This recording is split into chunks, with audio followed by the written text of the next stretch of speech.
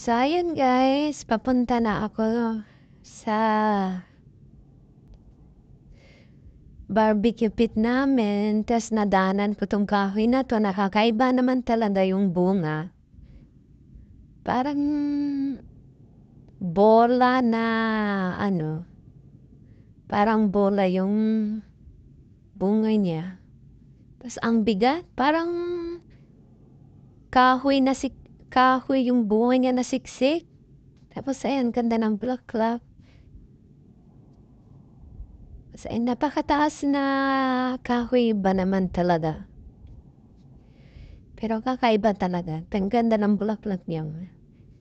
So ayan, nakarating na ako sa barbecue pit namin at nag-iihaw na sila.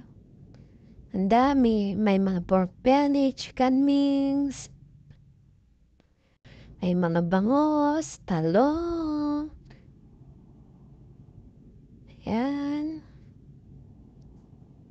Hipon, mais, tilapia, kamote, pusit, okra.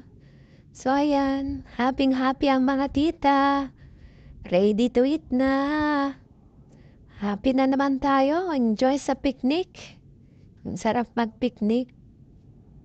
So, eto, may pakwan at may nagbigay ng tahong. Ewan ko saan nakuha nito ng mga Myanmar. Sila yung nagbigay sa atin. Yung andalaki na tahong, yung tataba. Tapos may buhok-buhok pa.